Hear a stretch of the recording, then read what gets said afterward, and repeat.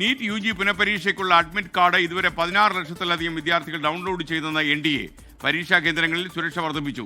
പുനഃപരീക്ഷയ്ക്ക് മുന്നോടിയായി നിരോധനം ഏർപ്പെടുത്തിയതിനെതിരെ ടെലഗ്രാം നൽകിയ ഹർജി ഇന്ന് ഡൽഹി ഹൈക്കോടതി വീണ്ടും പരിഗണിക്കും. വിനീത VG ഡൽഹിയിൽ നിന്ന് വിശദാംശങ്ങളുമായി ചേരുന്നു. വിനീത, ഗുഡ് മോർണിംഗ്, പറയൂ.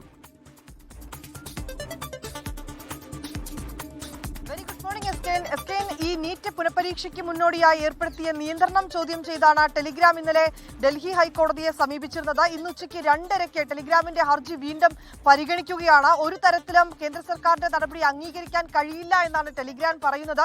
ചില നിയന്ത്രണങ്ങളാവാം, പക്ഷേ പൂർണ്ണമായിട്ടുള്ളൊരു നിരോധനത്തിലേക്കാണ് സർക്കാർ പോയിരിക്കുന്നത്. ടെലിഗ്രാമിനെ സംബന്ധിച്ചിടത്തോളം ബിസിനസ് ആവശ്യങ്ങൾക്കും തന്നെ ഈ പഠനാവശ്യങ്ങൾക്കുമൊക്കെ വിദ്യാർത്ഥികൾ ഉപയോഗിക്കുന്ന ഒരു ആപ്പാണ്. അതുകൊണ്ട് തന്നെ ഇത്തരത്തിലേക്കൊരു നിരോധന തലത്തിലേക്ക് വരുമ്പോൾ അത് മൊത്തത്തിൽ എല്ലാവരെയും വ്യാപകമായിട്ട് ബാധിക്കുന്നതാണ്. സാധാരണയായി ഇത് ഉപയോഗിക്കുന്ന ഏതാണ്ട് 150 ദശലക്ഷത്തിലധികം ഉപഭോക്താക്കളുണ്ട്. ഇവരെ കൂടി ഇത് ബാധിക്കുന്നതാണെന്നാണ് ടെലിഗ്രാം നൽകിയിരിക്കുന്ന ഹർജിയിൽ പറഞ്ഞിരിക്കുന്നത്. ഈ ഹർജി ഇന്ന് ഉച്ചയ്ക്ക് വീണ്ടും കോടതി പരിഗണിക്കുന്നുണ്ട്.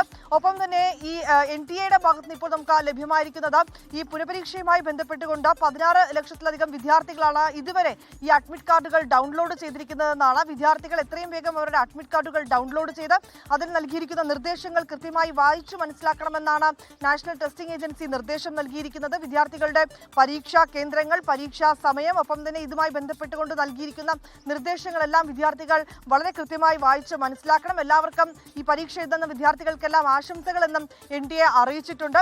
അതേസമയം ഈ വിവിധ സ്ഥലങ്ങളിൽ, ഈ സെന്ററുകളിലൊക്കെ തന്നെ വലിയ സുരക്ഷാ ക്രമീകരണങ്ങളാണ് ഏർപ്പെടുത്തിയിരിക്കുന്നത്.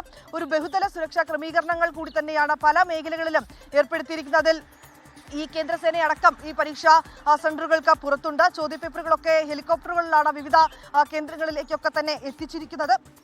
വിദ്യാർത്ഥികൾക്ക് കൃത്യമായിട്ടുള്ള നിർദ്ദേശവും നൽകിയിട്ടുണ്ട്. ആ പരീക്ഷയ്ക്ക് മുന്നോടിയായുള്ള തയ്യാറെടുപ്പുകൾ എങ്ങനെയാണ് നടത്തേണ്ടത് അടക്കമുള്ള നിർദ്ദേശങ്ങളും കഴിഞ്ഞ ദിവസം നൽകിയിട്ടുണ്ടായിരുന്നു. ഒപ്പം തന്നെ സ്ഥിതിഗതികളൊക്കെ തന്നെ കഴിഞ്ഞ ദിവസം ചേർന്ന യോഗം വിലയിരുത്തി എല്ലാം കൃത്യതയോടുകൂടി നടക്കുന്നുവെന്ന് വിവിധ വകുപ്പുകളെ ഏകോപിപ്പിച്ചുകൊണ്ടുള്ള ഒരു സമീപനം തന്നെയാണ് ഈ ഘട്ടത്തിൽ നടക്കുന്നത്. അങ്ങനെ സ്ഥിതിഗതികളൊക്കെ തന്നെ വിലയിരുത്തിയിട്ടുമുണ്ട്. SK